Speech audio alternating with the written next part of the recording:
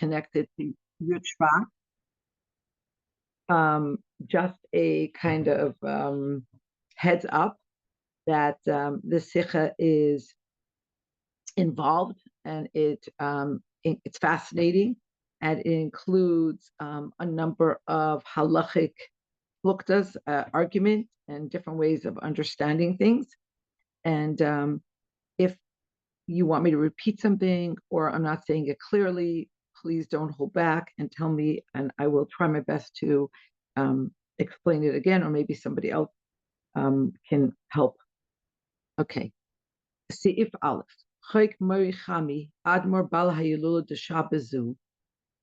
My father-in-law, who's a Bal Hayilula of this coming Shabbos, and Yud Shvat is going to be a week from yesterday, Mitzvah Shem. Siper. So the Frierdiker Rebbe told Shekasher Aviv Chayk Admor Marshab Shmasa Eden, that when his father, the Rebbe Rashab, Hitchil Lelech L'Cheder, when he started going to Cheder, Haya Adayin Chayk Admar Tzemach Tzedek B'Chayim. So the Tzemach Tzedek, his grandfather, was still alive. V'zarak loy az be'esich shehechnisuhu l'cheder sukariyot v'amr shemalach michal zarkan loy. So the Tzemach Tzedek, who was Rebbe Rashab's grandfather, threw candies at him when they brought him into the cheder for the first time, when it was his achnasa l'cheder. And he said, and that is our minhag, to tell the child that Malach Michael is throwing the candy on him. Hadavar niskabel esle b'yoser, and this was like something very special for the Rashab. V'leiratza le'echol es hasukariyos, so he didn't want to eat the candy. He hayu yikaris ma'od be'ena, because they were very precious to him. The Erev Pesach hayu noyagim livdoik es kisei hayeladim.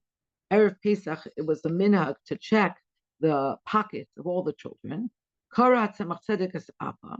So the Frierdiker Rebbe relates that Tzemach Tzedek called his father, Rebbe Rashab, V'sha'aloi heichan machazik es ha'sukariyot. So he asked Rebbe Rashab, who was a child, where do you keep the candies?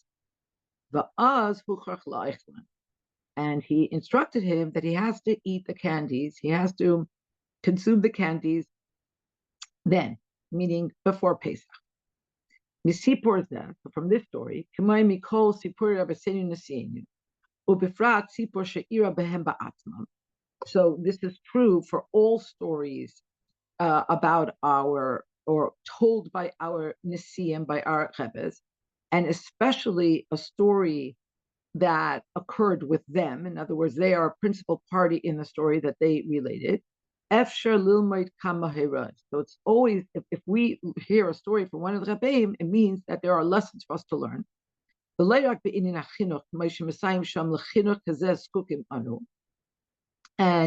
the Hayras that we learn are not only in the realm of chinuch, and like the Frierdiker Rebbe, concludes when he tells the story, he says, this is the kind of chinuch we need, and he and the Rebbe connects this to what is Hamudgash b'Parshasenu b'Negei Pesach, a theme that is underscored in our parsha, that b'Negei to Pesach, the Torah says in Parshas Bo, V'gadata levincha, and you shall tell your child, you shall tell your children, V'haya ki yishalcha bincha, and it will be when your son asks you, meaning that there's a very strong connection in this parsha to chinuch. The Rebbe says that the heroes, the lessons that we learn from this story that the Frierdiker Rebbe told about his father, the Rebbe Rashab, when he came into Cheder, and what his grandfather did, and what his grandfather told him before Pesach, we learn not only about chinuch, ki im gam kama inyone halachos beisur chametz ukiyetz bazeh hanilmod afhu b'parshasenu. We learn a number of halachos having to do with the isur of chametz on Pesach, and of course, that theme of not having chametz on Pesach is also something that is in this week's parsha, Beis. So we essentially have three connections between this story and this week, this upcoming Shabbos. We have that in this parsha we have the Indian of chinuch, the Gata levincha and Bahaya ki shalcha bincha. We also have, of course, the connection to chametz. And the Rebbe says that we can learn from the story a number of important halachas around chametz. And then, of course, in the year that this sikha was given, Shabbos was Yud Shvat, but this Shabbos will be the Shabbos before Yud Shvat. But there is the connection, the Frierdiker Rebbe who related this story. Seemingly, we have to unpack this and we have to understand a few things. It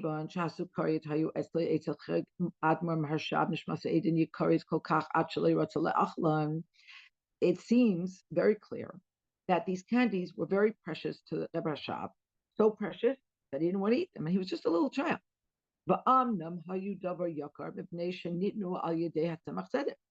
And they were certainly very precious because they came to him through Mashi. Thank you. Yes, I am confused. Shabbos is Yud Shvat and Sunday is Yud Aleph Shvat. Thank you, Mashi. Not the first time that I've done this. I have like a whatever. Okay, thank you. And so they were certainly something very precious because they were given to him through the Tzemach Tzedek. Madua Amar Tzemach Tzedek al Kach Sheyechlan Koydem HaPesach Lo Henichu Sheyachzikan Gam Lahaba Al Yedei Sheyimkeron Yachad Im Kol HaChametz. So why did the Tzemach Tzedek allow him to leave it over Pesach, and they should get sold with all the rest of the chametz? Why did the Tzemach Tzedek underscore that it is so important for this little child to consume the candies before Pesach? Obviously, they were very precious to him. It's very hard for a little child to hold back from eating candy. He didn't eat them because they meant so much to him, and yet the Tzemach Tzedek said to him, they have to be consumed before Pesach.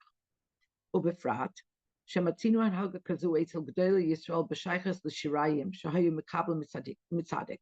And especially because we find a parallel to this. We find that even G'dayla Yisrael related to Shirayim, to leftover foods that they got from Tzadikim, that if in the Shirayim, in the leftovers of the food that they got from a tzaddik, there was chametz, so they would sell it with the chametz, and then they would still have it after Pesach. So why did the Tzemach Tzedek underscore that this little boy, the Rebbe Rashab, must consume it before Pesach? And from the fact that Tzemach Tzedek did not tell his grandson to sell it with the rest of the chametz, but rather that he should consume it before Pesach, so we might say, okay, so we're going to have a lot of opinions that the Rebbe is going to bring down sparis. He's going to bring down possibilities, possible theses, let's say, and then the Rebbe is going to negate them. Okay, so he says we might say that that based on what the Tzemach Tzedek told Rebbe Rashab, we might say seemingly that through this we can infer that the Tzemach Tzedek was saying the following: Aleph, Hareza Astor, that it would be impermissible for the Rebbe Rashab to allow the candies to be sold. Why? That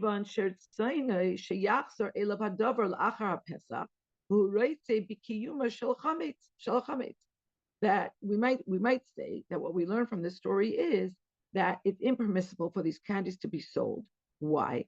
Because they cannot be sold, because this person that seemingly or ostensibly selling them wants them. He wants it to exist after Pesach. He wants them back, so he's not really selling them. And to further deepen this thesis, that selling it to a guy in this case would not help. The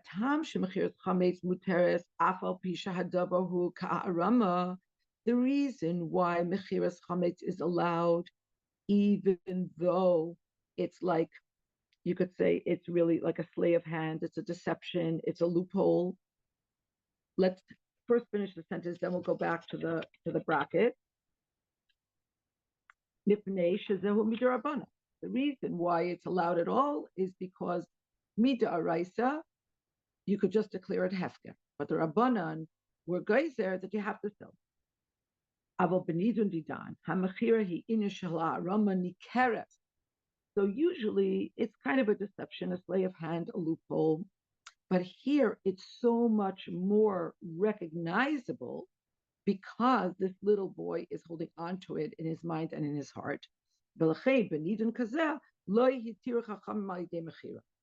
in such a case, the Chachamim would never say that the mechira, that the sale is viable, is legal, works. Okay. Now let's go back to the to the brackets.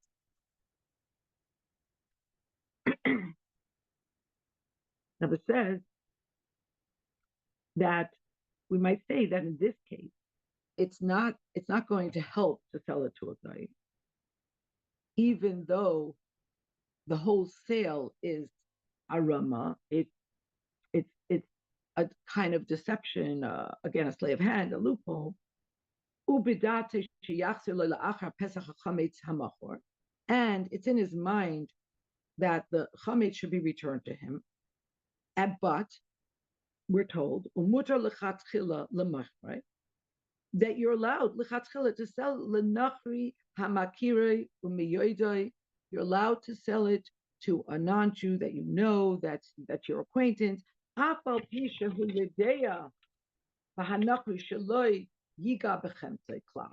Even though you're selling it to a guy that you know he's not going to touch it. The halacha, you're allowed to sell it to a guy, even though you know he's not going to touch it, he's not going to use it, he's not going to take it, he's going to keep it for you until after Pesach. Why is this all allowed? Because the whole construct is midirabanan. And when it comes to a dirabanan, there are always mitigating caveats. And midaraisa, you could just declare, you could say kol chamira, you declare the chametz hefker, and then you don't have to do anything else. But you might infer from this story that although that's true for pedestrian chametz, it's not going to be true for this particular chametz. This a mechira wouldn't help. Why? Because he's so attached to this can. But the Rebbe negates this thesis and he says, "Avol be'emes ein leimer kain." But in truth, don't go there. We cannot say this. We cannot apply this reasoning. Why? Sharei Aleph. First of all, Rabbeinu Hazakin lo hiskir b'Shulchan Aruch ha'isa dereitze b'kiyuma b'chametz b'Pesach. The Alter Rebbe does not relate. There are others that do, but the Alter Rebbe does not relate. He does not mention in his Shulchan Aruch that there could be a problem with the mechira if you want the chametz back. And beis l'das roiv haposkim ubefrat l'das Rabbeinu Hazakin, and the preponderance of opinion, and specifically the Alter Rebbe holds that mechiras chametz hi mechira gemura, that when you sell chametz, it is an actual sale, it is a complete sale. Hamayila shaloi la'avar abal yirov al yimotzi gam d'oreisa. It's a sale. It's not anything else but an actual sale, and therefore it helps that a yid should not be over, should not trespass the transgression of seeing chametz, finding chametz, even midaraisa. Because the chametz that is sold is not like chametz that is hefker or abandoned. Let's just say it's actually sold, and therefore there's no problems whatsoever. Okay, so we can't learn that from this story. Gimel. Then the Rebbe says, "L'chayra benidun hamisupar." In this case that we're being told about, seemingly, there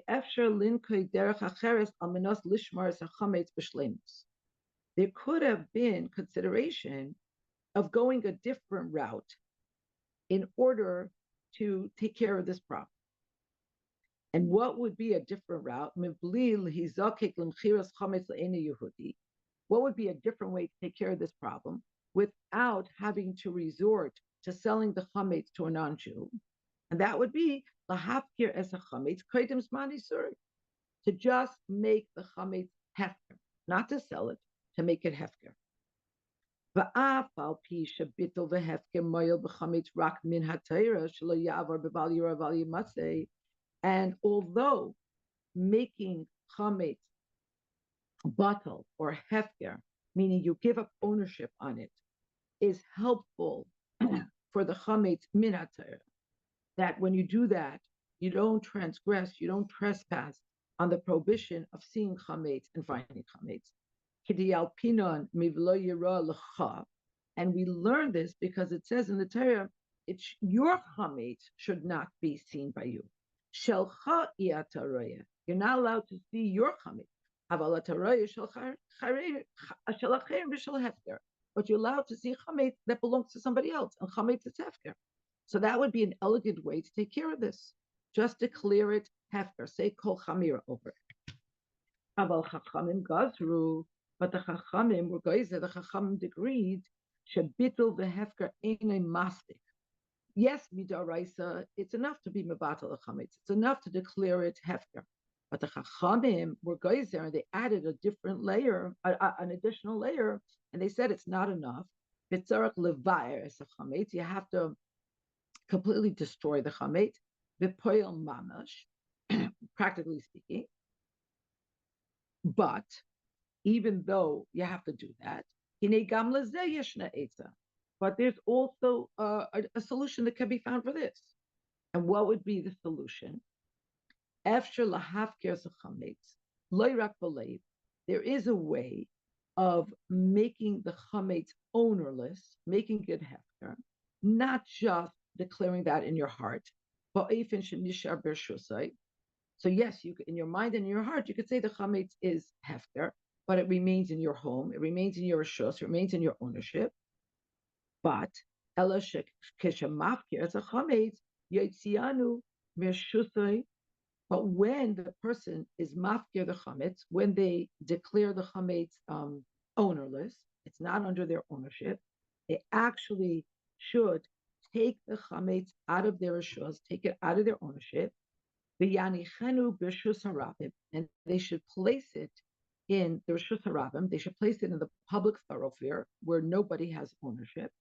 The makam hefker mamish. They should put in a place where it's ownerless, literally. The makam she'ein holchem by bnei adam. It could be in a place where nobody walks there. And after Pesach, they should reclaim it. They should take it back.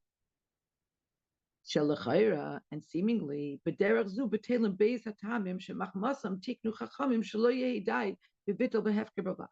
and seemingly, through doing this, taking it out of your ownership, taking it out of your home, placing it in a hefker place, and leaving it there in a place where nobody goes, and that's ownerless, and that's in the public thoroughfare until after Pesach, at which time you reclaim it. Seemingly, you would be taking care of the two problems that the Chachamim were worried about, which is why they were mitaking that it's not enough to be mafkir the chametz. It's not enough to declare it ownerless. What were they worried about? Aleph, bitul behefker hu davar hatoli b'machshavto shel adam, that declaring something completely null and void, let's say, or completely ownerless, is something that depends on the mindset of the person. And they were worried, they suspected that sometimes the person might not actually give up their ownership of the chametz with a complete heart. And therefore the chachamim were geyser that you have to completely obliterate base. And the other thing they were worried about is lefisha adam ragel b'chol hashana b'chametz.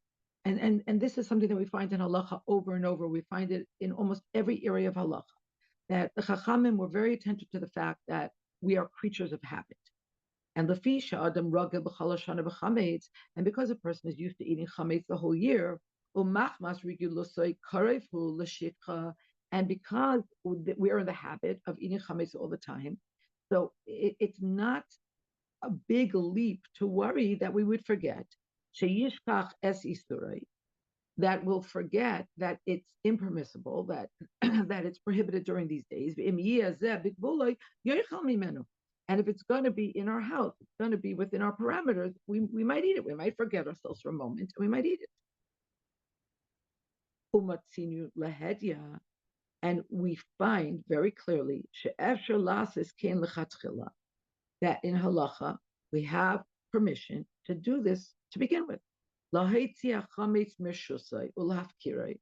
take out the chametz from our rishus, from our ownership, and to make it hefker, to declare it ownerless, and to leave it in a place that is ownerless for everybody. And then to reclaim it after Pesach. שנמצא בתפאורי חיי כמה חסידים הנוהגים בקבלה שריים יתר בזה שנהגו כן. And this seemingly was the basis for how so many other Hasidim, not from Chabad, comported themselves. That's what they did with the Shirayim of their Abayim, of their Tzaddikim. Vahatam, the Pashtos, and seemingly, did something happen or can you hear me? Could somebody unmute themselves and just tell me if we're... I hear you. Okay. But I feel it's very low. I mean, I thought it was a problem with my phone, but maybe it's a problem with is everyone having that issue that it's just not as loud as usual? Yes. My sound is fine. My phone is fine. Put it on high. But I'm on a laptop. I'm not on a phone. I'm on a computer and it's device. Fine. Okay. Okay. Okay. Sorry. No worries. So seemingly, yeah, Spira, Rachel, I don't know how to turn the volume up on my device. I'm on my phone and it's been perfect since the beginning. Okay. Sorry, I meant on the person who's having issue with the volume. Oh, she could turn her volume. Yeah, okay. Vahatam b'pashtas, and the simple reason, shaloi tzivat tzemach tzedek sheyasa came. So why didn't the tzemach tzedek, in fact, tell the Rashab, just be mafkir it?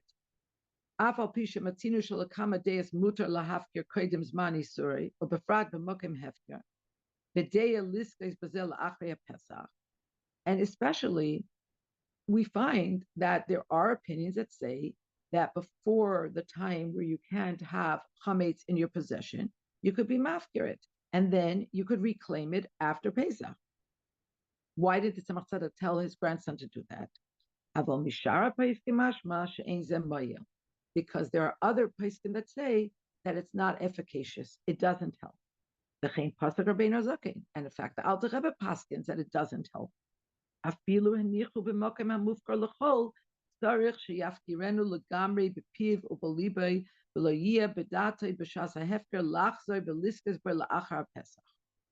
Alter Rebbe writes that even if you put it in a place that's hefker for everybody, the person still has to give up their ownership completely. They have to articulate it. They have to give it up in their heart. And it shouldn't be in their mind at all that, yeah, they're giving it up now, but it's really on the basis of their coming back and reclaiming it after Pesach. If somebody else doesn't claim it, they're going to come back and claim it.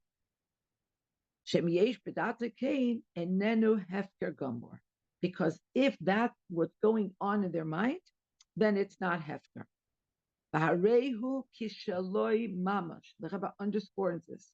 The Alter Rebbe says that if that's what's going on in your mind, then the whole thing has no efficacy. It's like it belongs to you. And Yisera Mizu, and even more.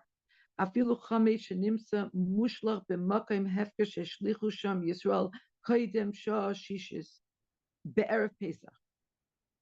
Even chametz that's found thrown in a, let's say, an abandoned place, a hefker place that doesn't belong to anybody, and a Jew put it there in the right time, before Shah Shishis, Erev Pesach, Kedei Shelo Yavar Alav, Val Yirov, Val Yimatze B'Pesach. And the Yid did this in order that he shouldn't trespass the prohibition of seeing and finding by him Chametz on Pesach.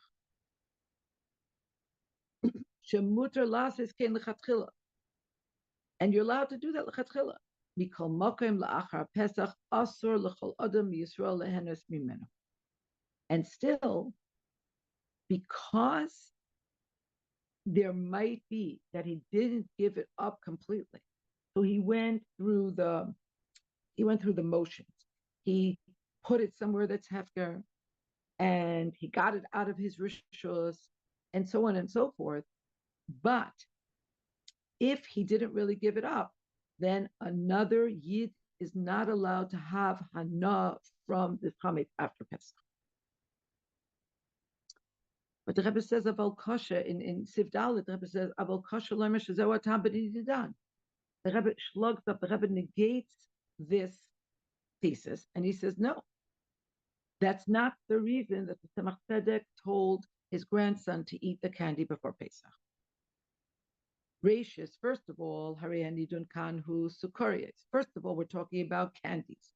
She'enu bar klal sheyesh b'chametz. It's not even clear that there's chametz in the candy. We're not talking about bread or cookies or pretzels. And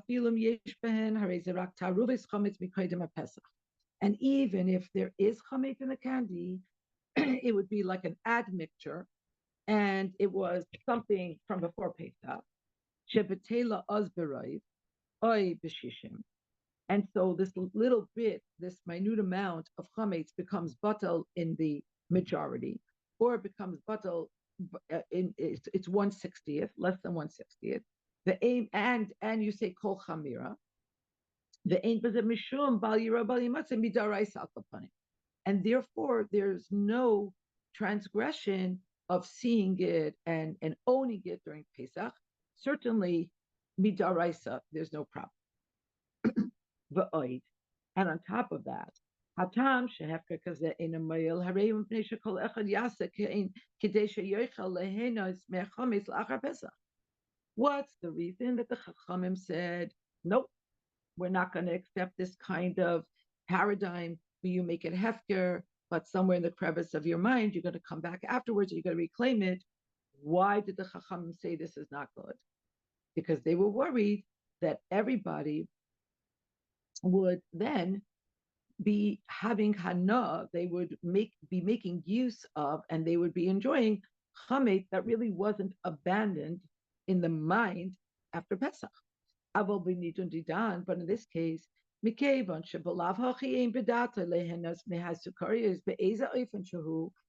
you're talking about somebody who doesn't want to eat the chametz. He has no intention of enjoying these candies in any shape or form. He's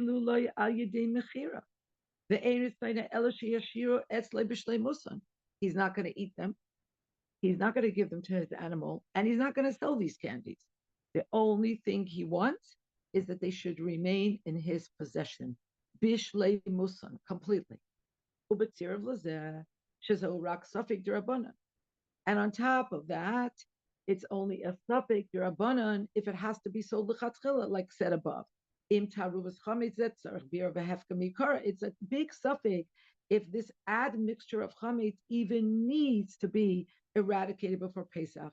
If it from the beginning made kara, to begin with, if it needs to be mafkir, if it needs to be made ownerless. And especially because this figures in halacha, this is not a scenario that occurs frequently. It's not a likely occurrence. So it's very plausible that in this particular scenario, that in this particular scenario, the Chachamim would lechatchila not have a problem with being mafkirit, with just declaring it ownerless. So that can't be why the Tzemach Tzedek told his Einikol, his grandson, you have to eat it before Pesach. The aim and there's no question on the whole back and forth.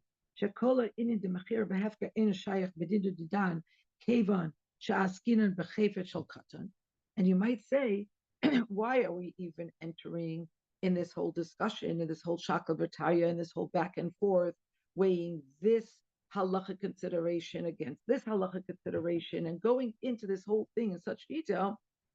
We shouldn't even be worried about it. Why? Because we're talking about something that belongs to a katan. We're talking about a child.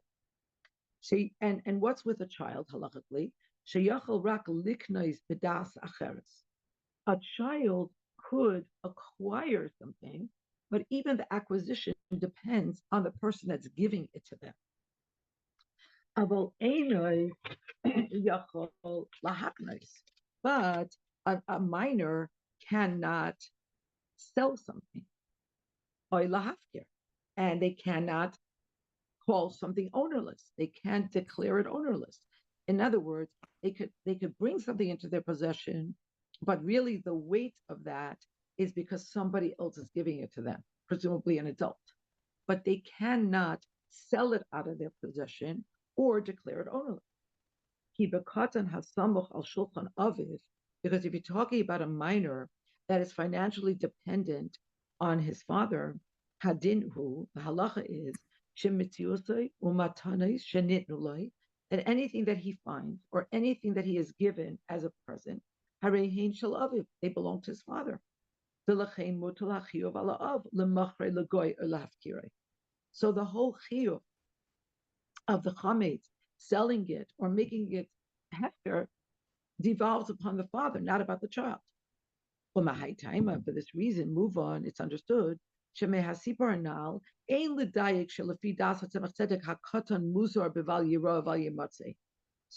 Rebbe wants to make sure that we understand that what we're not going to take away from this story is that there is a chiyuv on a katan, on a minor, that he too has a chiyuv and bal yiro, bal yimatzeh, that he's not allowed to see and he's not allowed to find chametz in his possession. The chayavim lahafrishay mizeh, and that we have to separate the katan from his chametz. And we also shouldn't go away thinking that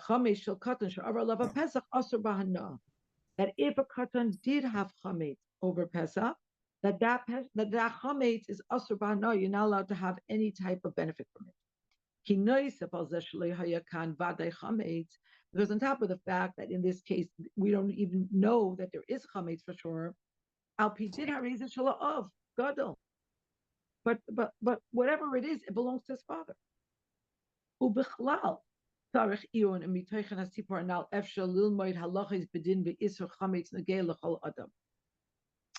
And we have to really think, if from this story, it really needs to be studied, if from this story you could take away la halacha, anything la halacha practically about the isur of chametz, that's negaya to every person. Because we're talking about chametz that would only be asur midrabanan. Why? Because it's ta'aruba, because it's an admixture of chametz, not chametz mamish. And and we're talking about something that doesn't happen very frequently. And we're talking about Beis Harav, we're talking about Chabeim, we're talking about a house where they were Mahader. So the Rebbe is saying we have to understand what is the lesson that we're supposed to take away from the story. Because seemingly la halacha, there are a lot of reasons why we shouldn't use this story as a premise or as a proof or as a parallel for anything in our lives to take away halacha l'mais. So the Rebbe says in Seif A, I'll tell you what we take away from the story. The Yuvans de Bahaktin, and we're going to understand what we have to take away from the story by prefacing. Asher al pi hashmua me Chasidim, that based on what we heard from Chasidim, we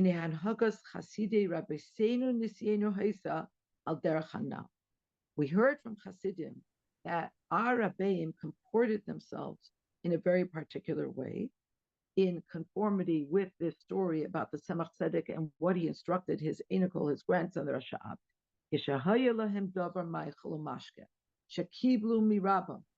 When Chasidei Chabad had something that they got from their Rabbeim, Oh, that's what I had in my mind.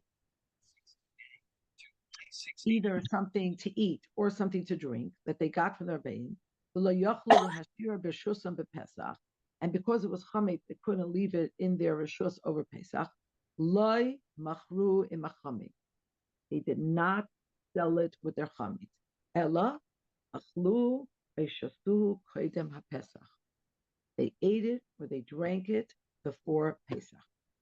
V'hatam bazeh yesh loimer bepashtus. And the Rebbe says the reason for this is simple.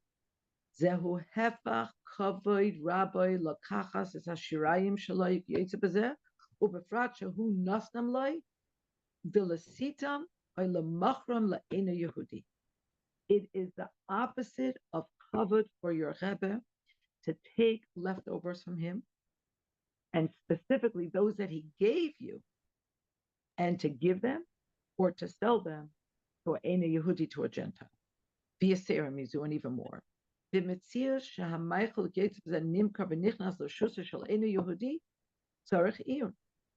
then in a situation, in that kind of scenario, where what your Rebbe gave you is sold and enters the ownership of a Gentile, it really needs to be studied. After Pesach, the Jew buys it back. Ha'im nisheres b'meichel kedusha hatzadik shahisa b'mikoyta. The Rebbe said this really necessitates study. If when you get it back, if it bechlal retains any of the kedusha that it had before. Vav. And now the Rebbe is going to introduce us to a different plukta halacha to further explain. And it's clear already what the Rebbe's stance is on this, what the Tzemach Tzedek's stance was on this, but the Rebbe is going to now explain what lies behind this vav, because there are other chayzin, there are other types of chasidim, there are other chasidus where this is done, where the shirayim, where the leftovers from the rabbeim are sold into chametz. But you see that the Tzemach Tzedek was very careful that this shouldn't happen. And so the Rebbe wants to explain to us that we should understand the inyan. Seemingly, we could say, the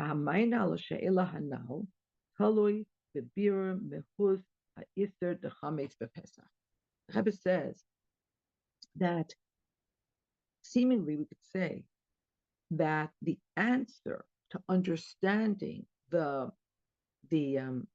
very specific care and stance that the Lubavitcher Rebbeim had on this is dependent on clarifying what the Isser of Chametz is on Pesach. Ubelashon HaRagat Shava. And the Rebbe says to utilize the terminology of the Ragat Shava. Im Isser Chametz hu toyar, dahainu zeh shehamaychel getz b'zeh hu mechumat. Is the Isser of having Chametz on Pesach, is it connected to the form of the Chametz?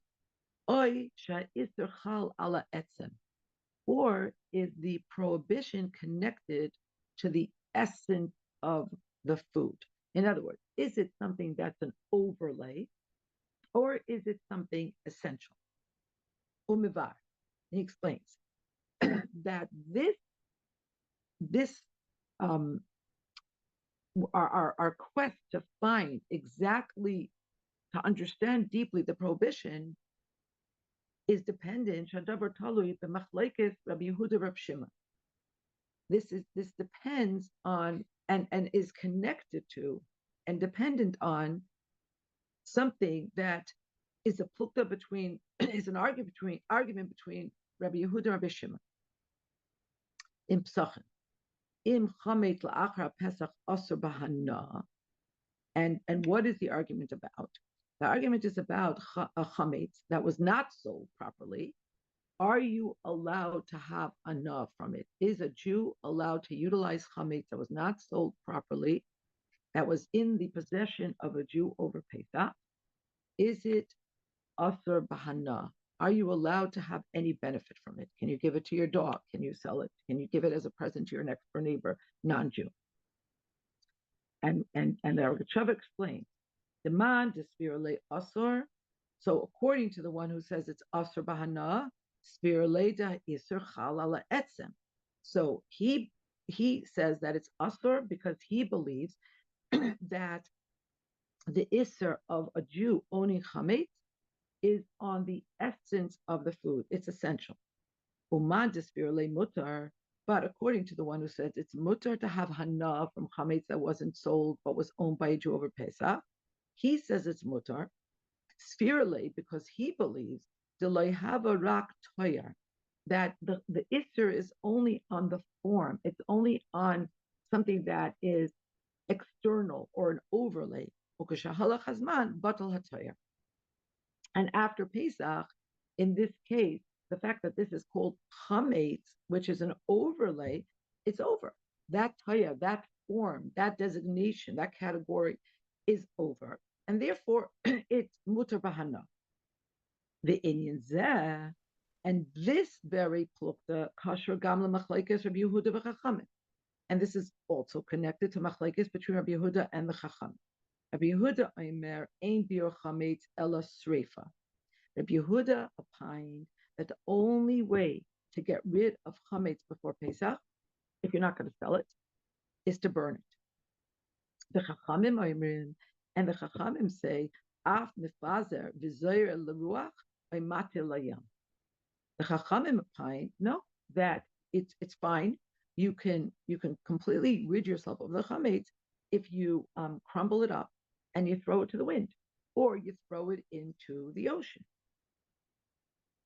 because the form is negated. Chachamim svira lahu she'isra chametz hu b'toyer hadavar. So we see clearly that according to the Chachamim, they believe that the isser is on the form, it's on the toyer. And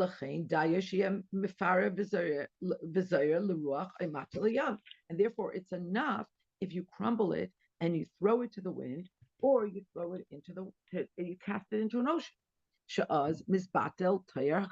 Because then the form of the chametz is obviated.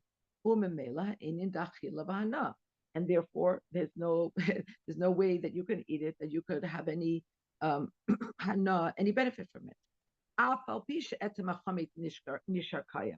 Even though essentially the chametz exists somewhere. But Rabbi Yehuda pine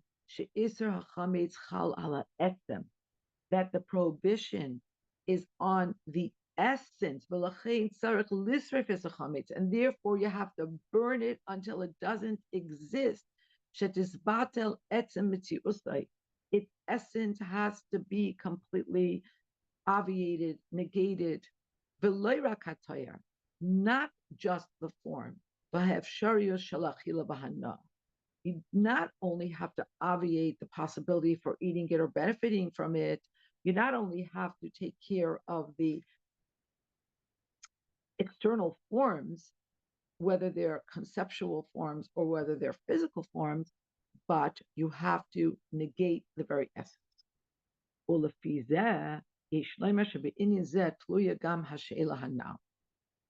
And now we are in a position to understand that the question that we are talking about why the Tzemach Tzedek was so clear to his enochel, and so it was so important to him that he should eat them before Pesach.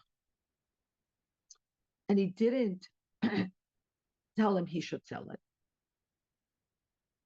That this is all connected to these books. Because if you go according to the thesis that the isser is on the etzem, on the essence of the food, so then when the goy buys it, he's buying the essence, not just the form.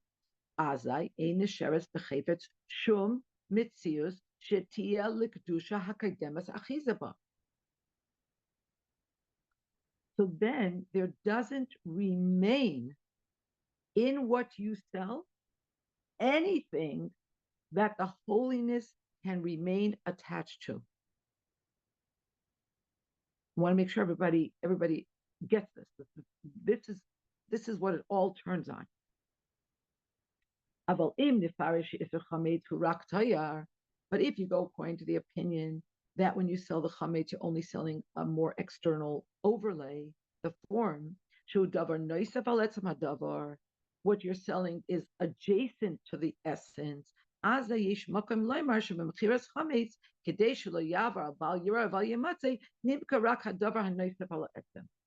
there's place to say that when you sell the chametz, in order that you shouldn't trespass on seeing it during Pesach and having it in your ownership during Pesach, what you're selling is just the form.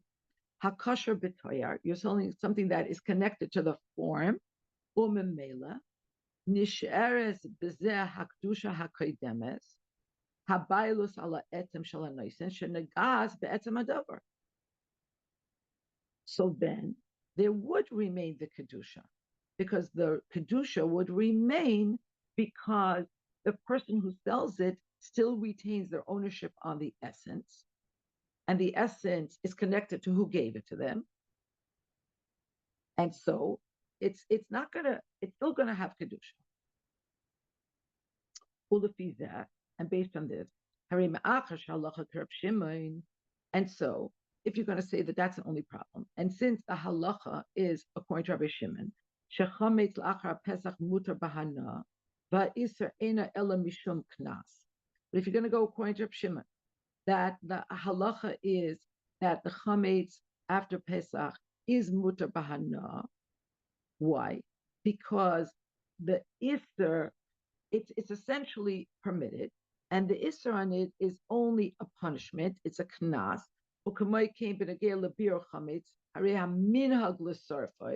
And because you don't essentially have to sell it, so the whole thing that you burn the chametz is only a minute. Aval halacha hi kechachamim shemefar b'zer leruach oimati layam v'dayei. But the halacha is like the chachamim, that it's enough to crumble it up. It's enough to throw it to the wind or to throw it into water. Nimtza she'ein chisaron b'mechiras shirayim shel sadik.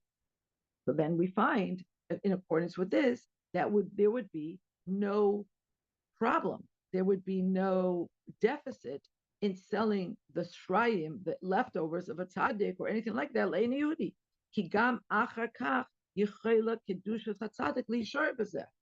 Because since la halacha we adopt the thesis that you don't sell the etzem, and that's why you don't have to burn it. It's because it's only tayar that we're concerned with, the form. We're not concerned with the essence, right? Because we go according to Shimon and we go according to the Chachamim. So therefore, seemingly there shouldn't be a problem to sell it like the rest of Hasidim do. But the Rebbe says in Zion, in Sif Zion, the Rebbe says, Ach be'emes ein loy markan. Cain. But in truth, you can't say this. No. The afal pisha machira he kadesh loy lavor al bal yirov al yematzeh. It's true that the reason you sell it is so you shouldn't be over on seeing it and owning it. Aval hare das roiv hapoiskim shazuhi mechira gemura. But according to most paiskim, this is not just like some magic trick. It's an actual sale canal, bahainu, meaning she'etzem hachametz kanoi legoy bekinyan gomor. It means that the essence of the chametz is bought, because if this is a bona fide sale, a bona fide acquisition, then the essence is bought as well. It's a kinyan gomor, umida araisa, and it takes away any problems that a Jew would have with ownership, mida araisa, ubefrat lefi takanas Rabbeinu Hazaken orav kablan, and specifically according to what the Alter Rebbe made a takana, that the chametz should be sold with an orav kablan, which means with a guarantor, which means that the money that the guy is giving for the sale is just a down payment. But the kablan, the guarantor, has to give the rest of the money to the Jew if somebody's going to abscond with the chametz, which means it's an actual sale. It's not just like a, abracadabra. Ad kidei kach shehanachri yochel lemacher la'achar Pesach. This is so la'achar Pesach. This is so much a bona fide sale that the guy could sell it to somebody else after Pesach. He could sell it to another Gentile after Pesach. And the guarantor has to give the money to the Jew for all the chametz that he lost. That is to say,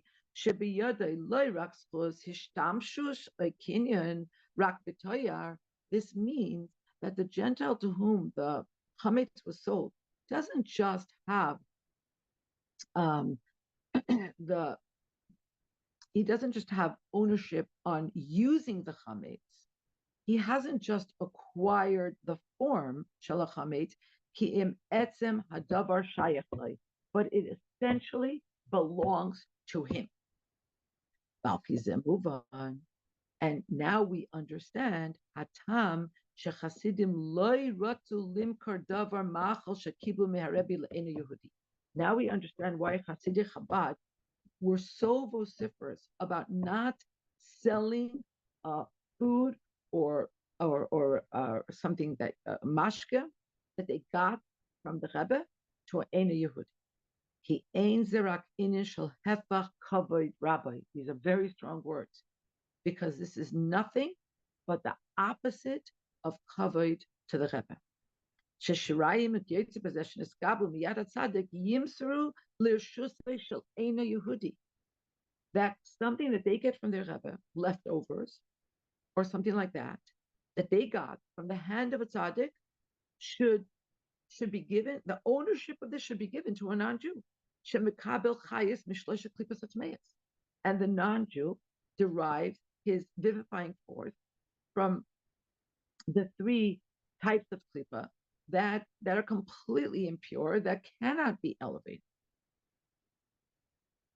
Kim al yidei zeh mifakim biyadayim chas v'shalom as bailus hakadusha shahis al zeh mitchila, because through this, the person who does this lets go, surrenders biyadayim, like actively surrenders his ownership on the kedusha that was in that food or that beverage to begin with.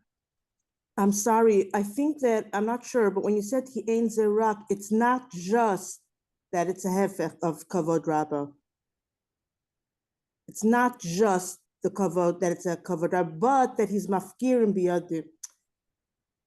Thank you. Yes, you're correct. You're correct. I read it as this is nothing but hefech hakavod, but you're correct. Thank you very much. It's saying it's not only that it's a hefech hakavod. It's halachas kama v'kama. It's like another. So much more, right? Because it's in other words, it's not just passively; it's actively that you are the one that's surrendering biyadayim with your own hands. Thank you very, very much. Yes. Thanks. And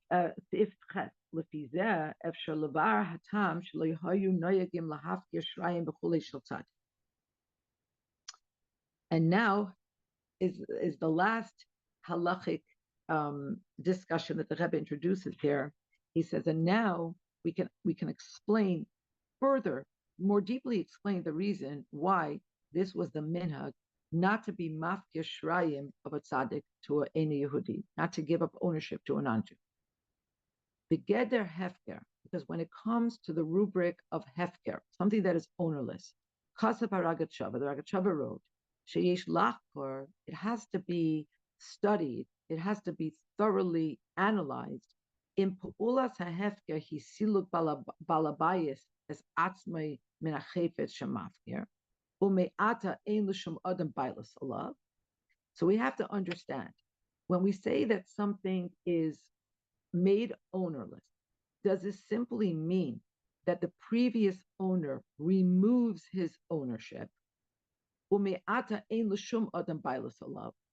this means that nobody has ownership on it.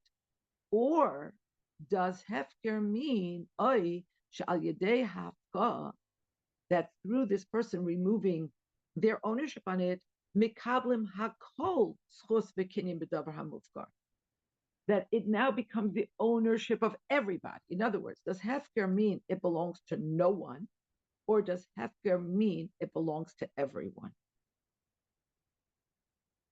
Okay, that's what's under study now.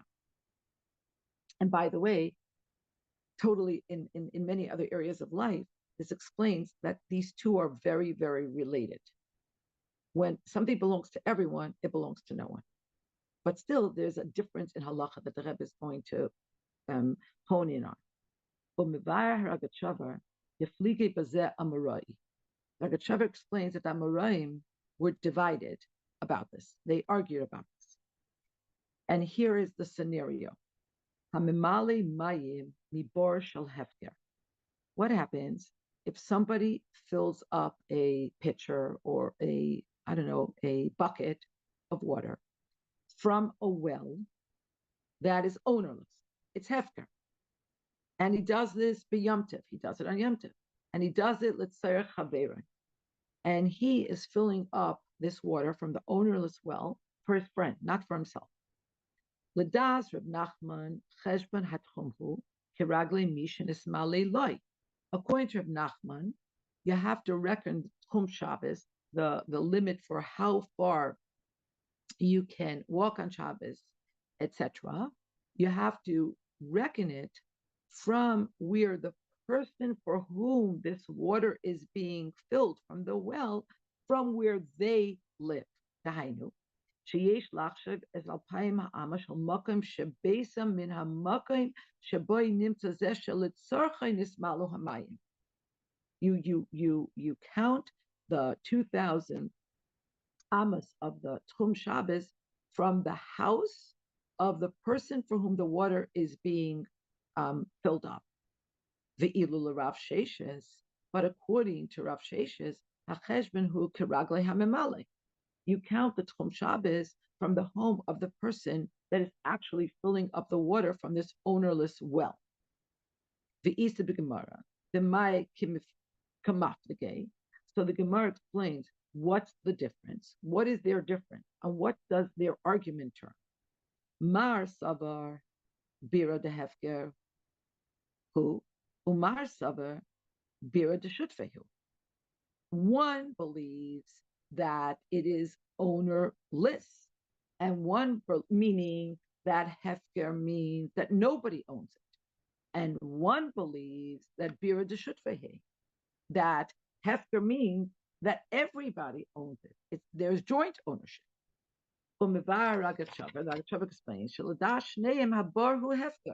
Ragachover explains that both of these, Reb Nachman and Reb Sheshes, both believe that this well is ownerless. It's hefker.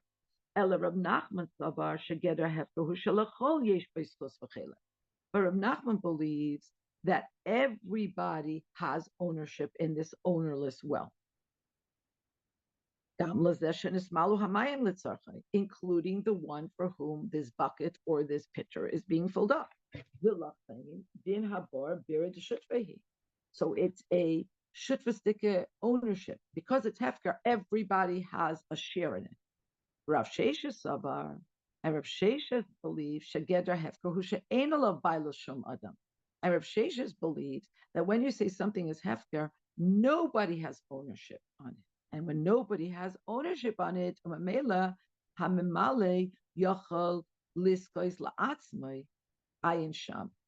so if you look into the Gemara, you'll learn that when something is truly ownerless, only the one that is actively engaged with it, meaning in this case, the one who's filling up the bucket or is filling up the pitcher, they can gain ownership on it, and therefore the tchum would be from their house. And they can only own ownership. They can only acquire ownership, but but they cannot make an acquisition on behalf of someone else. And therefore, the halacha is that you can only reckon the Tchum Shabbos from the house of the person who's filling it up, and not from the house of the one for whom it is being filled up. Now the Rebbe Halacha says, Lamaisa, which one is it? I don't know. Hefker is this or that, or you don't know? I don't know. But take a look at what the Rebbe is going to do now. Well, if he base hasfaris behefker yubam benidun dedan, and so based on these two different svaras, and Hefker will understand this story. Lefi hasfaris shehefker poel shadavar yeshayach lechol. According to the thought process, according to the thesis, that hefker means it belongs to everyone. Move on bepashtus atam shalei ratzu lahafke as a shrayim hanal. We understand clearly why Hasidic Chabad would not want to be mafkir the shrayim from a tzaddik. And for the same reason, they would never sell it to a non-Jew. Because then your shrayim that you got from the Rebbe belong to every single Gentile in the world. Because when you make it hefker, everybody has a share in it.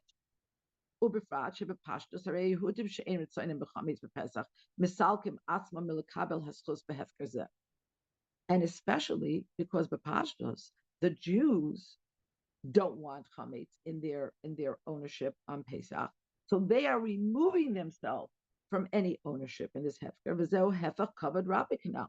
So it's the opposite of the kavod for the Rebbe, that what the Rebbe gave with the kedusha should belong to every single non-Jew in the world. And note what the Rebbe doesn't say, doesn't even want to give like even passing notice to the fact that it could belong to Jews who chas v'sholom have chametz in their ownership. Ubefrat echad, and in one way, hahefker gara af memchir la'ed Yehudi. And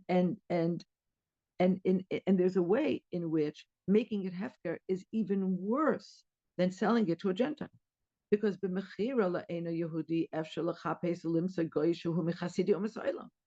if you're selling it, you might be able to find, you'll look and you'll find a guy that is from the righteous Gentiles of the world. About them, the Rambam paskin that they have a place in Olam Haba. And especially the guy has another source that they're saving the Jew from the Isser of owning chametz and Pesach. But in contradistinction, when it becomes hefker for everyone, so it would seem, I don't know the answer to your question. This is way above my pay grade. I don't know the answer to your question, but it would seem that the Rebbe is focusing on the understanding of hefker, that it becomes a partnership of everybody and therefore belongs to all the goyim, inclusive of those non-Jews who are not the righteous non-Jews.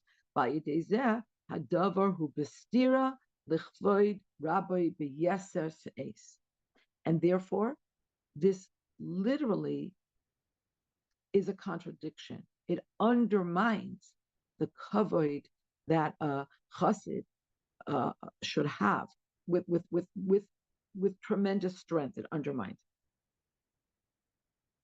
And then the Rebbe said, "Gam lefi hafkarisha hefker ein davar shayach l'chol." And even if you go according to the opinion that it's not shayach to everybody, that it's shayach to nobody, move on hadavar, it's understood. Little davar yakar. You should take something so precious. Davar shebekdusha shekibloi mirabah. You take something holy that you got from your Rebbe. Ubalev shalem levatlei ulahanichai b'makayim hefker. And with like complete heart, meaning actively, you're going to make it hefker. This too is the opposite of kavod. Because you only make something ownerless if it has no importance to you. So either way, it's not tenable. Either you make it belong to every single guy in the world, which is even worse than selling it to a particular guy. And selling it to a guy means it goes into the ownership of Gimel Klipas Tmeas. Or you say it's not worth anything because nobody owns it. And for this reason,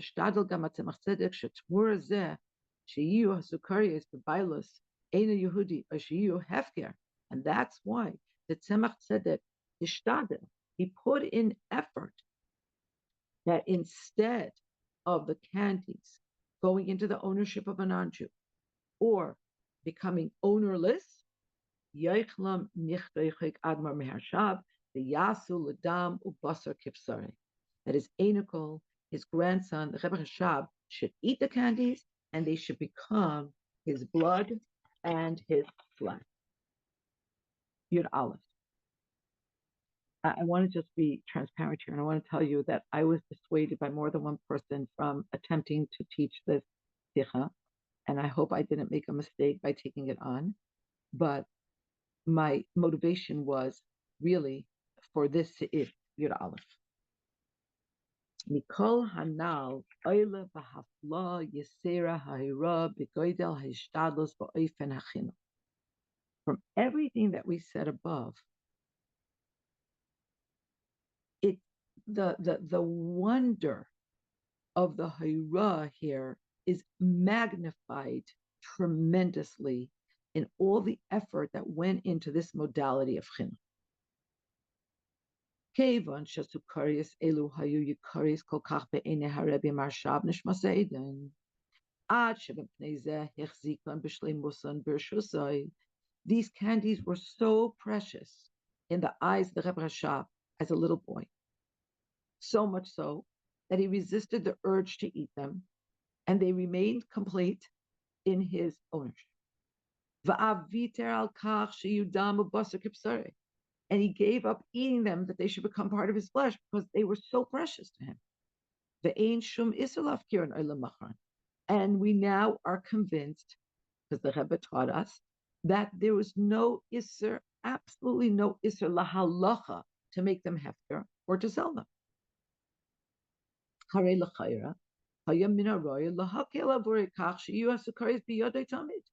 It would seemingly have been the correct thing to be more lenient in this case, so that the candies should remain in his possession constantly. Gam achar haPesach, he should have them even after Pesach. Va'az davar maskirei u'me'orei tamid oides hakdusha. And then this would remind the child, and it would arouse him constantly. The holiness of these candies would be before his eyes always. And it would also remind him of the kedusha of aknisa l'cheder, of his going into the cheder, b'chulei, everything that surrounded that event. Va'apim yesh loymar, shebepnimiyusa nekra hakdusha, u'lefi shah yezer b'shusa eni Yehudi b'chulei. And even if we understand that the holiness of the candies was undermined because even momentarily it went into the rishus of Eni Yehudi, or not momentarily, but temporarily, it went into the rishus of Eni Yehudi. But he was just a child, ben shloish shanim v'lo yada zos. He would never know all of this depth. So just cut him some slack and let him have these candies. And it's not just that you're letting the child have candy. This is a child that appreciates the holiness of the candy. So there's so much good that could come from his owning them. Ella, shekan roim anu es goydel hahishtadlos be'inyan hachinuch. But from this we can see the great effort that has to go into chinuch. Lo rak binyoni daraisa b'drabanan. Not only in things that are daraisa and darabanan. That goes without saying. Ayafilu b'hidar mitzvah, or even in hidar mitzvah, in beautifying a mitzvah. Elagam b'minhagim b'nyane chasidim.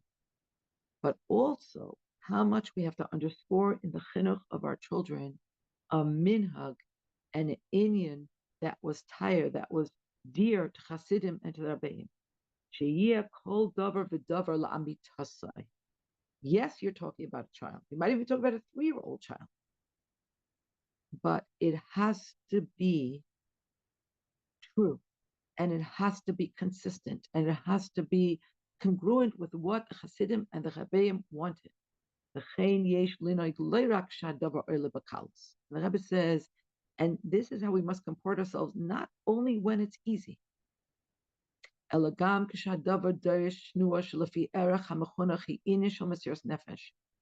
we have to act this way, inclusive of the times where we're talking about something that necessitates from the one that we're educating, from the child in this case, in a Mesiras Nefesh or Mesiras Haratzin. They have to give up something that they want. It's hard. It's not easy. The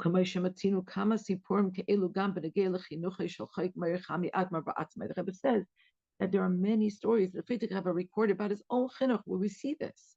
there was no, let's just say there was no soft bias of lower expectation, just because he was a child. The chain, margilim misayelet, and when you act this way, you you train the child. The word I want to use is escaping me now, but you train the child not only to change his natural inclination, meaning not only iskafia, elegam, tive midaisa, but also to transform the nature of his inclination, his hapa. In other words, you might say, cut the kid some slack. The kid wants the candies. There are many ways in halacha that it's fine for the kid to own the candy. Just give it to him. But when you train a child in this way, then you're not just training him that sometimes he has to go against his nature. You're actually training him so that his nature is transformed.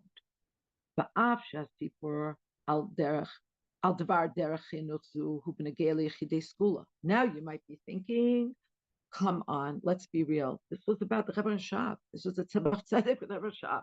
This is about chinuch for Yechidei Skula, for the chosen few. Nesiya Yisrael. These were Chabeim. They were Nesiya. But the Rebbe says, but once this was revealed to all, this was said publicly, this was taught publicly by the Rebbeim, it's a hira for everybody, all of us and our children. And like the Rebbe said, we need this kind of chinuch. And the koyach to be mechanech our children comes to us from our rabbeim, from our nesiim, the basar resha gufa azil, because wherever the head goes, the body follows. Leilech v'archaseim u'b'darcheim asher hayroinu netzach sela v'ed. We get the koyach from them to go in their ways, to go in the ways that they taught us forever and ever. And that is the sicha for today. And I neglected to say that we're learning in the schus of all those that's everybody needs Geula and Yeshua, and specifically that the Hasadah should come home safe in body and in mind and in spirit, and all those that were wounded should be healed completely and immediately, and that there be shalom in Israel and all over the world. And everybody sees already that the only way is Bias Mashiach Tzedekenu now, mamash, mamash, mamash. Amen.